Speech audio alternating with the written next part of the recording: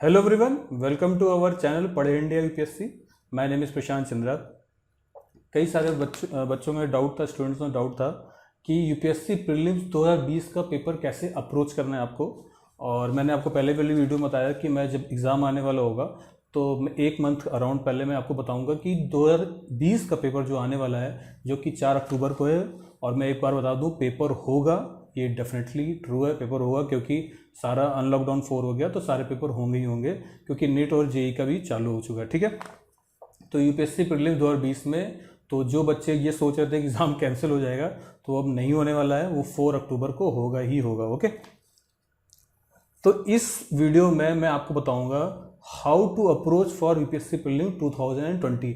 आपको UPSC prelims को कैसे अप्रोच करना है, आपको क्वेश्चन कैसे सॉल्व करने हैं, किस तरह सॉल्व करना है, मैं अपना एक्सपीरियंस बताऊंगा, मैं कैसे सॉल्व करता था, वैसे कैसे आप स्कोर अच्छे मार्क्स कर सकते हैं यूपीएससी प्रीलिम्स में। ठीक है, क्योंकि prelims is the most important part in UPSC examination. If you can't qualify prelims you can not get to the mains. Okay, तो मेन है ही है, लेकिन प्रीलिम्स तो सबसे इंपॉर्टेंट है, क्योंकि आपको एंट्री गेट यही देता है। ठीक है, एक एंट्री पास होता है, आपको मेंस लिखना है तो प्रीलिम्स निकालना ही निकालना है। ठीक है, तो ये वीडियो आप पूरा देखिए, एंड तक देखिएगा, तब आपको समझ में आएगा कि मैं लास्ट में आपको बताऊंगा कि मैंने क्या क्राइटेरिया अपनाया था यूपीएससी प्रीलिम्स को सॉल्व करने के लिए, और मेरे भी अच्छे मार्क्स आते थे, मैंने अपना मार्कशीट भी शेयर किया हुआ है।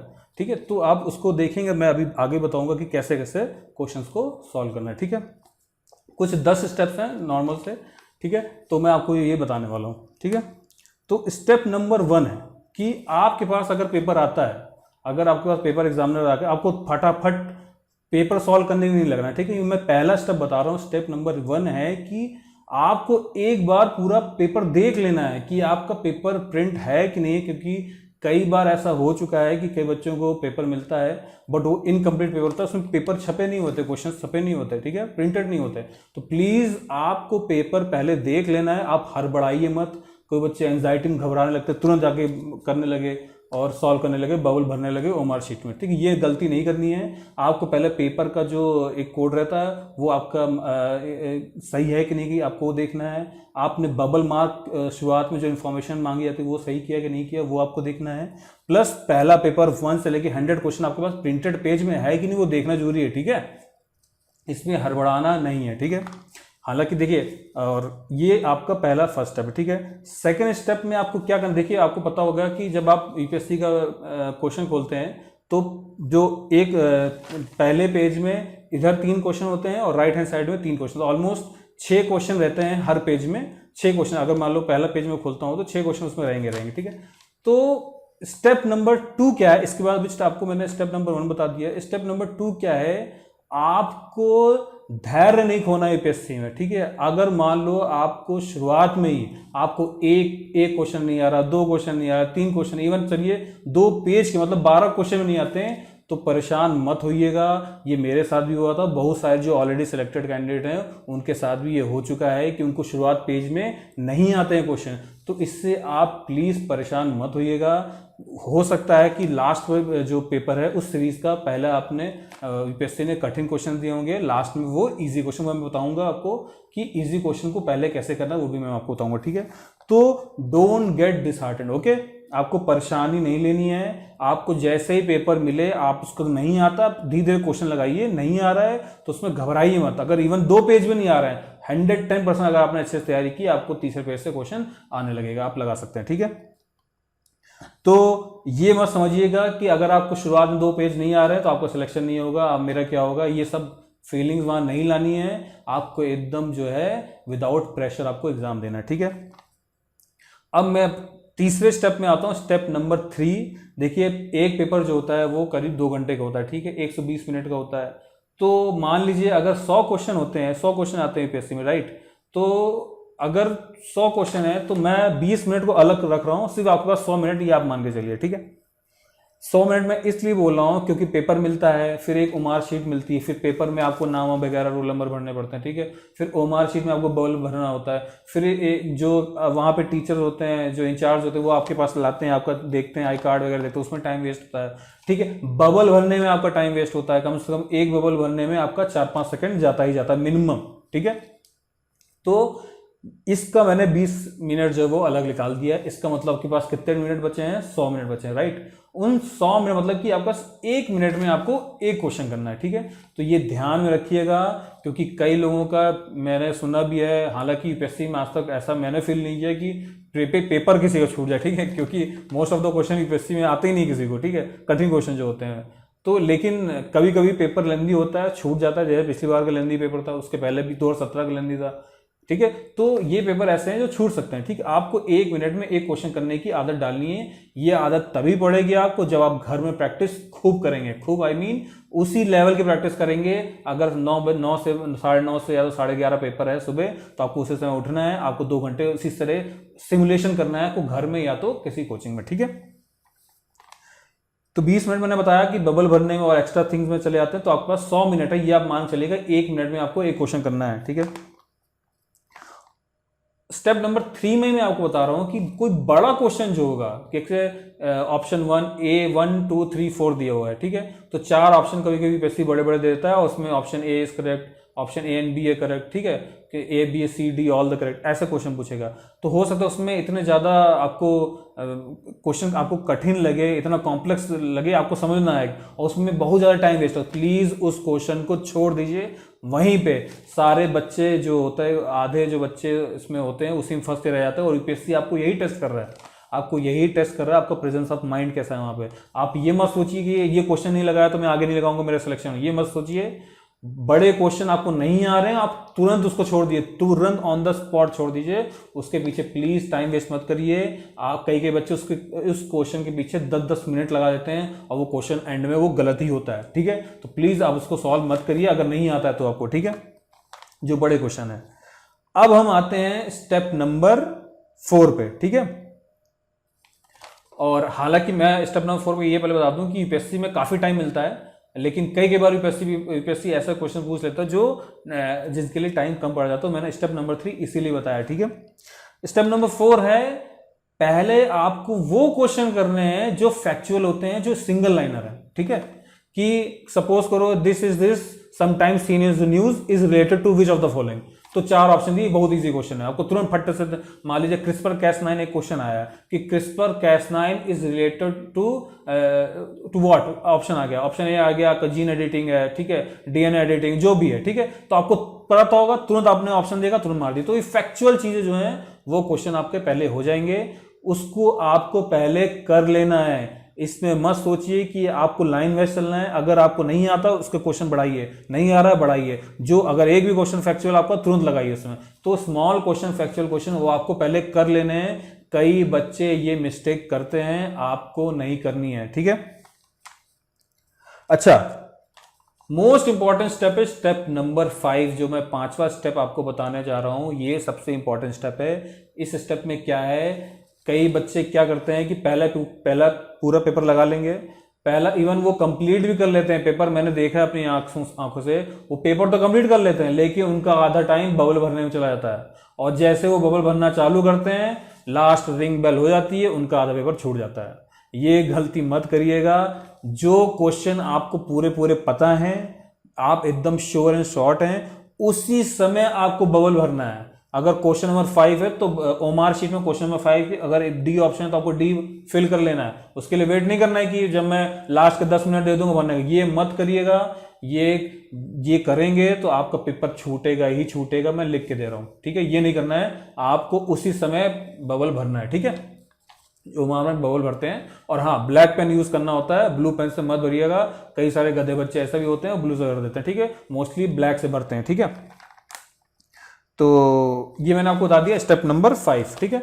अब देखिए स्टेप नंबर 6 क्या है। देखिए यूपीएससी में 30 क्वेश्चन ऐसे होते हैं, जो मेरा एक्सपीरियंस रहा है यूपीएससी में, 30 क्वेश्चन ऐसे होते हैं जो सबसे बेसिक क्वेश्चन होते हैं, जो इवन यूपीएससी की तैयारी भी नहीं करता है वो भी लगा लेगा।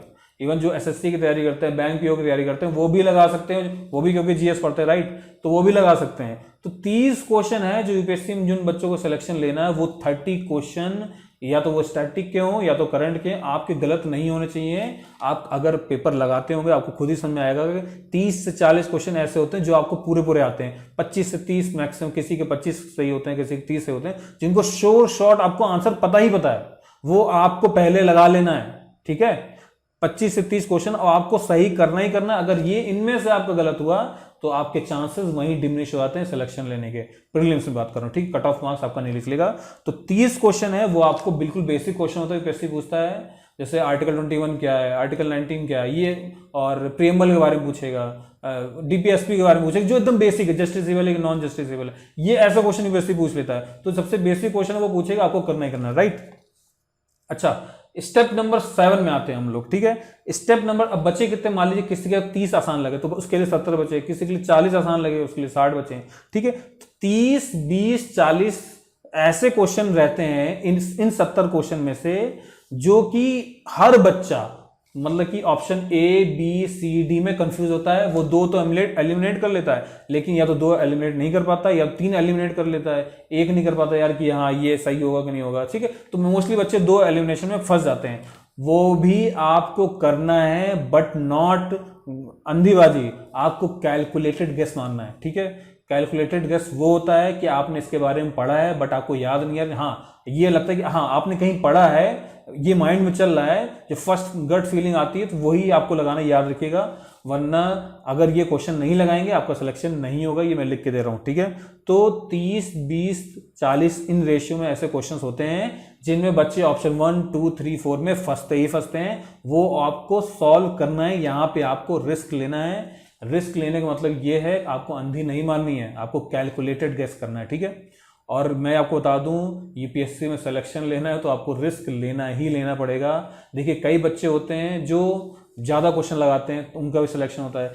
कई बच्चे होते हैं और टैलेंटेड होते हैं, वो 50 क्वेश्चन भी लगाते हैं तब भी सेलेक्ट ले लेते हैं, सिलेक्शन ले लेते हैं। लेकिन ऐसे बच्चों की तादाद काफ़ी कम है मार्केट में।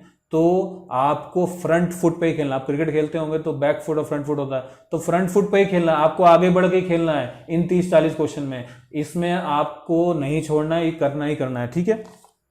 तो 30 से 40 क्वेश्चन ऐसे होते हैं जो जिनके ऑप्शन 1, 2, 3 में आपको कंफ्यूजन होता है, वो आपको सॉल्व करना है, ठीक है। तो अब आते हैं हम स्टेप नंबर 8 में। बाकी के बच्चे 20 क्वेश्चन या 25 क्वेश्चन बचे, वो उसमें आपको कोई आइडिया ही नहीं है।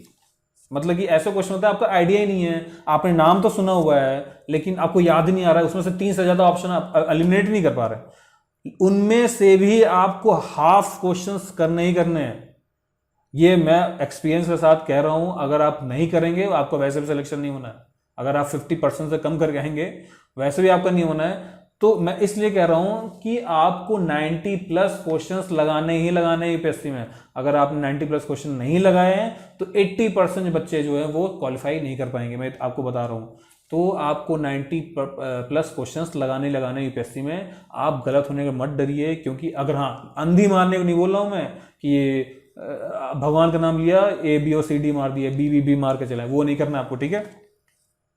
तो इनमें से जो लास्ट में जो 20-30 क्वेश्चन रहते हैं उनमें से हाफ आपको करना है। सपोज करिए आपको 10 क्वेश्चन बिल्कुल नहीं आते, ठीक है, आपके 10 में से 4 भी सही हो गए, तब भी अगर 8 मार्क्स आ गया और 6 को माइनस कर दीजिए, तब भी आपके 5 नंबर आपको पॉजिटिव मिले, राइट। आप यही छोड़ के आते तो आपको नंबर ही नहीं आते, ठीक है। और कई बार लोगों का सिलेक्शन हो जाता है 1 या 2 मार्क्स से, राइट। तो आपको ये करना ही करना, उनमें से भी आपको लगाना है, ठीक है। देखिए अब जो स्टेप नंबर 9 है वो मैं अपने एक्सपीरियंस से बता रहा हूं। मैं क्या करता था कि मेरा जो सीरीज मोस्टली रहता था COD सीरीज रहता था, राइट। तो शुरुआत से लेके 50 क्वेश्चन तक, फर्स्ट से लेके 50 क्वेश्चन तक आपको लगा लेना है पूरा, ठीक है। मैं क्या करता आधे टाइम में, ऑलमोस्ट 45 to 50 मिनट्स, 50 मिनट्स मतलब 1 घंटा नहीं ले रहा हूं मैं, 50 मिनट्स। फिर मैं पीछे से चालू करता था। क्या होता है यूपीएससी कभी कभी क्या करता है, सब में नहीं बोल रहा हूं, ये हो सकता है ट्रिक सब में काम ना करे, बट कभी कभी यूपीएससी शुरुआत में कठिन क्वेश्चन देता है, जब आप लास्ट का पेज खोलते हैं आपको आसान क्वेश्चन मिलता है। और कई बच्चों का ऐसा छूटते हुए मैंने देखा है, और मेरे साथ भी हो चुका, 2017 में हुआ, 2018 में हुआ, हालांकि मेरा हो गया था, बट उसमें भी लास्ट में मेरे को सबसे इजी क्वेश्चन मिले थे, ठीक है। तो इजी मतलब कि 100, 99, 98 मैं ऐसे करने को नहीं बोल रहा हूं, आपको 90 to 100 करना है अगर लास्ट से उठाएंगे। फिर 80 to 90 करना है, ओमार शीट में भर दीजिए, 90 to 100 ओमार शीट में भर दीजिए। फिर 70 to 80 करिए, 60 to 70 करिए, ओमार शीट में आपको भर देना है। अगर फर्स्ट टू 50 करिए, फिर उसके बाद लास्ट चले आइए, क्योंकि वहां पे क्वेश्चन आपको काफी इजी मिलते हैं, ठीक है। तो आप ऐसा कर सकते हैं, ठीक है। और कई बच्चों का स्टेप नंबर 10 जो लास्ट स्टेप है, जो कि कॉमन स्टेप है, जो सभी बच्चे करते हैं, अगर आपकी पॉलिटी स्ट्रांग है तो आप पॉलिटी करिए, पॉलिटी हिस्ट्री इकोनॉमी आपकी अगर स्ट्रांग है तो आप उनको पहले लगा लीजिए। किसी की ज्योग्राफी स्ट्रांग होगी, पॉलिटी स्ट्रांग होगी कॉम्बिनेशन में, उसको आप पहले लगा सकते हैं, ऐसा भी कर सकते हैं। बट मेरे हिसाब से this is very time consuming, मतलब आपको एक एक क्वेश्चन ढूंढना पड़ेगा यार पॉलिटी का क्वेश्चन कहाँ है। यूपीएससी कभी नहीं करती कि एक लाइन से पॉलिटी क्वेश्चन थी, ये आप याद रखिएगा, कभी कभार देती थी, वरना वो पॉलिटी के बाद सीधे कभी कभी हिस्ट्री में आता है, फिर पॉलिटी आपको लास्ट में 20-25 क्वेश्चन बाद मिलेगा, ऐसा भी होता है, ठीक है। तो ये थोड़ा टाइम कंज्यूम है, बट हाँ अगर आपको कमांड है पॉलिटी ज्योग्राफी इकोनॉमिक्स में तो आप शुरुआत में लगा लीजिए, किसी को एनवायरमेंट में कमांड है तो वो शुरुआत में लगा लेगा, ठीक है। तो आप ये ऐसा कर सकते हैं, ठीक है। सो गाइस, अगर आपको कोई कंफ्यूजन है यूपीएससी से रिलेटेड कि आपको एग्जाम कैसे अप्रोच करना है, प्लीज आप कमेंट बॉक्स में लिखिए, आप अपना क्वेश्चन लिखिए, मैं आपको वहीं सॉल्व करने की कोशिश करूंगा। आपको मैंने अपना नंबर दे दिया है डिस्क्रिप्शन बॉक्स में, उसमें जाइए, आप कॉल करिए, आपको कोई डाउट हो आप क्लियर करिए। अगर आपको, हाँ मैं एक बार और बता दूं, अगर किसी बच्चे को पर्सनल गाइडेंस लेना है, पर्सनल ट्यूशन लेना है, पर्सनल पढ़ना है यूपीएससी के लिए, मैं जो पढ़ाता हूँ, मैं पर्सनल पढ़ाता हूँ बच्चों को, उनको पर्सनली उनको टेक केयर करता हूँ कि क्या क्या वो कर रहे हैं, कैसे प्रिपरेशन कर रहे हैं, उनको मैं टास्क देता हूँ, एक एक चीज़ समझाता हूँ। अगर आपको भी ज्वाइन करना है, वो मैं सारी ऑनलाइन क्लासेस देता हूँ, 1-to-1 ऑनलाइन क्लासेस देता हूँ, हर एक बच्चे का अलग अलग ध्यान रखता हूँ, उनके सारे नोट्स बनवाता हूँ, उनका सारा एक एक चीज़ देखता हूँ, और यूपीएससी पॉइंट ऑफ व्यू से पढ़ाता हूँ कि हाँ यूपीएससी आपको, देखिए आपको यूपीएससी लिखाना, राइट, आपको साइंटिस्ट नहीं बनना, तो मैं उनको वही बताऊंगा जो एग्जाम में पूछा जाएगा।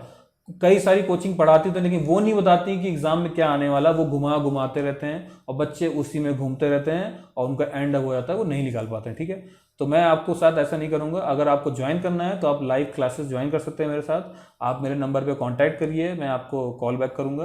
और अगर किसी बच्चे को डाउट है, किसी को क्लास लेनी है, तो please free to call, okay.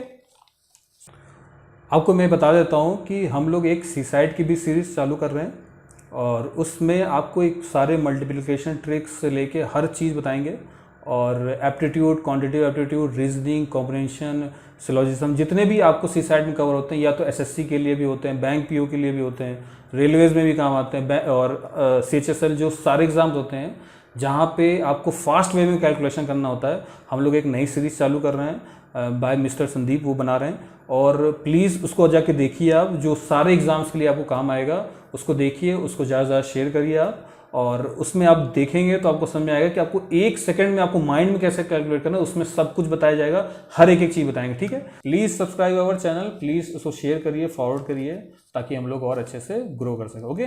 Thank you very much.